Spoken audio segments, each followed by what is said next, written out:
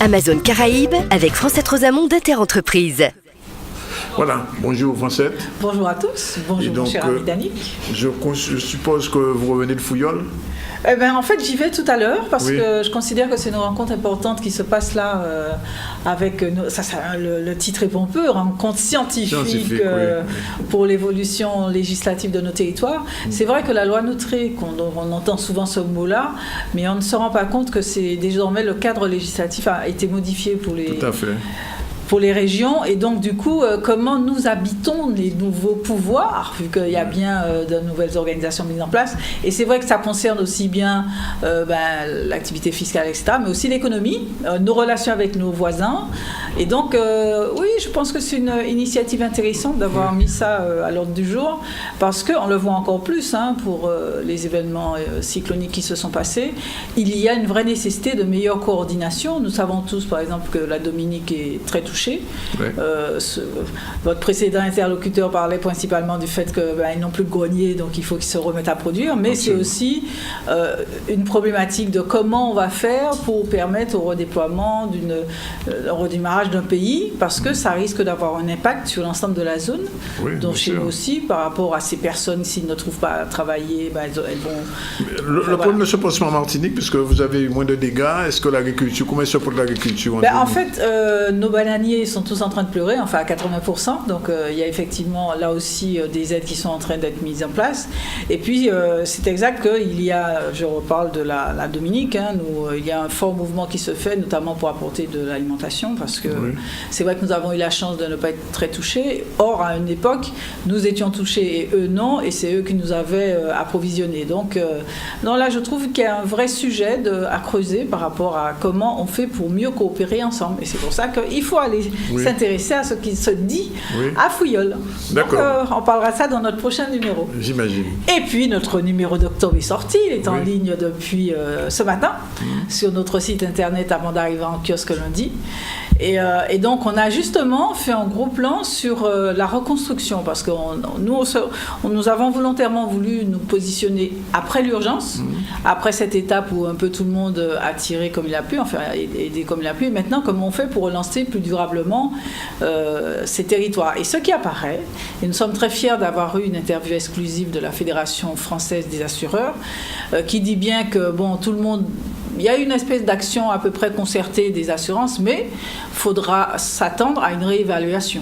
Oui. Parce qu'en fait, ce n'est pas simplement pour les polices d'assurance d'ici, c'est d'une manière générale, parce qu'il y a eu une conjonction de risques, et donc les réassureurs, qui sont ceux qui donnent un peu le là en matière d'assurance, il faut s'attendre, ils le disent, si vous persistez à habiter un endroit où on sait que le plan d'occupation des sols dit que c'est une zone rouge, il faut s'attendre à ce que votre prime d'assurance va augmenter. Et puis, il y a aussi la problématique de la construction, des normes. Nous avons interrogé, j'ai eu l'occasion de parler ici d'une action qui avait été menée en 2004 avec 19 pays de la Caraïbe. Oui. Et nous avons interviewé un de ceux qui était la cheville ouvrière de ça et qui est spécialiste des contrôles de bâtiments. Il a fait plein de choses. Par exemple, l'hôtel Fort-Royal ADS, c'est lui qui l'a contrôlé. Et donc, il dit que plus que jamais, il faut se questionner sur ces normes. Et un travail a déjà été fait, donc il faut le revisiter et l'utiliser. Et deuxièmement, il a mis aussi en lumière comment, à une époque, nous avions tous des citernes en haut de chez nous. La loi a voulu qu'on n'en mette plus. On avait interdit. Voilà, et puis maintenant, on se rend bien compte qu'il faut peut-être recommencer. Et il va encore plus loin. Il y a des kits photovoltaïques à 250 € qui se vendent en France. Oui. Donc, on peut imaginer que là aussi, pour suppléer tous ces fils exactement, la problématique de l'enfouissement des câbles, etc. Oui. Voilà, nous avons abordé dans ce numéro un ensemble de problématiques et qui font que, en plus, tout le monde a parlé très directement et sans langue de bois. Mais alors, Francette, la question se pose toujours après ce genre de catastrophe. est-ce que rien ne sera plus comme avant? Ah ben, ils disent bien qu'il y aura un avant et un après. Mais l'avant et l'après dépend aussi de comment nous allons rester en vigilance par rapport à ce qui s'est passé. Nous sommes très oublieux. Dès que le beau temps revient, dès qu'une autre catastrophe pousse l'autre, une autre actualité, il y a un nouveau portable qui sort, on se vote dedans, etc. Et puis on oublie un peu les bonnes résolutions. Or là, je pense que deux événements ont vraiment frappé les esprits. C'est d'une part ce Force 5, oui. Mais deuxièmement, deuxième Force 5 une semaine après. Oui. Alors qu'avant, c'était généralement 50 ans entre deux phénomènes un peu costauds. Au moins 20 ans. Voilà. 20 ans. Et donc, du coup, ça a choqué, enfin, en tout cas, ça a interpellé beaucoup de gens. Et puis, il y a aussi l'une des choses, par exemple, qui m'a été expliquée, c'est que nous avions, d'ailleurs on en parlera, je vais le laisser pour après, mais par exemple, beaucoup de toits ont explosé vers l'extérieur. Et comment ça s'explique ? Vu qu'il y a des vents violents, et comment ça s'explique que ça explose vers le haut. Et donc, c'est une question de pression, et qui montre que là aussi, c'est des problématiques de construction qui ne sont pas prises. On vient d'avoir un architecte qui disait que les questions des normes devraient être revues et corrigées. Mais c'est-à-dire qu'en fait, quand par exemple j'entends que les bâtiments de France sont en train d'arriver, je suis très circonspecte parce que je me dis, ce sont des gens compétents pour les continents. Oui.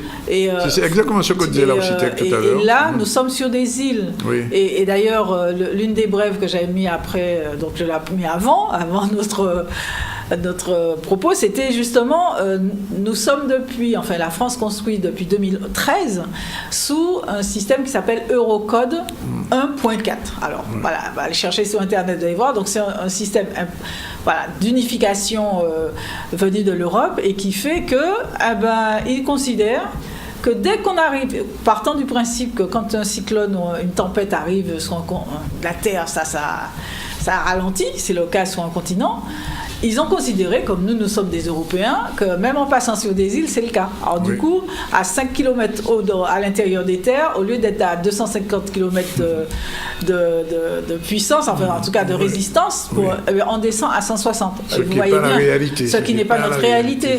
Et donc c'est pour ça que quand j'entends qu'il y a des opérateurs continentaux qui viennent et avec de la bonne volonté, qu'ils soient un peu humbles de regarder ce qui se passe dans nos régions. Et il y a déjà eu, je redis... Et qu'ils connaissent aussi la réalité du terrain. Et puis surtout, il y a déjà eu un travail fait par des Caribéens. Oui.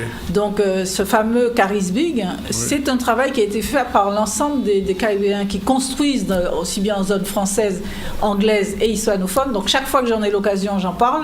Et qu'il faut reprendre ce travail-là et que ça devienne la base de la construction parce que ce sont des gens qui ont du talent qui l'ont fait. Voilà. Ok, 13h29, on va prendre la pause pub et on va vous retrouver tout à l'heure après la pause pub pour terminer votre chronique. C'est parti pour la pub.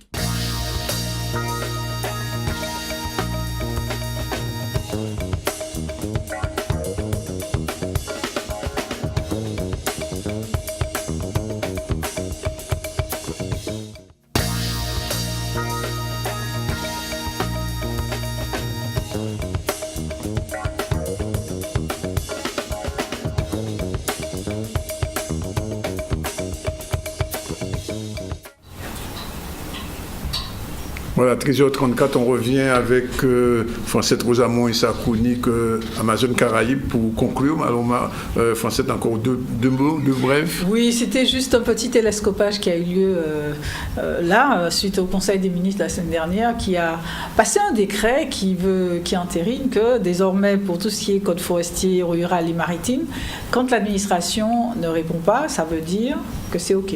Voilà. D'accord. Silence vaut acceptation, selon la formule. Et puis, il se trouve que depuis le 1er janvier 2017, le Code de l'environnement, donc notre code encore, a institué que pour chaque projet qui nécessite déboisement, si vous voulez construire votre maison, si vous voulez mettre un hypermarché, etc., toutes sortes de tailles, que désormais, il faut demander une autorisation à la DIAL, la direction de l'environnement, l'aménagement, le logement, ça s'appelle comme ça. Donc, si au bout de 35 jours, cette administration n'a pas répondu, le 36e jour, votre dossier passe dans la partie la plus compliquée du processus. C'est-à-dire, avant, il vous fallait juste une notice d'impact, pour savoir, etc. Ça ne demandait pas forcément une expertise très approfondie. Eh bien, désormais, si le 36e jour, cette administration n'a pas répondu, eh bien, vous devrez faire une étude d'impact, non seulement en saison mouillée, mais aussi en saison sèche. Donc, pour construire votre maison, il faudra prévoir sans doute 1 an avant, le temps que toutes ces expertises soient faites, 1 an avant le premier coup de pioche. Donc là, vraiment, moi, je trouve qu'il devrait se parler un petit peu plus souvent entre les différents codes. J'ai l'impression, voilà. À la prochaine fois. Merci, Francette Rosamond. Amazon Caraïbes avec Francette Rosamond d'Interentreprise.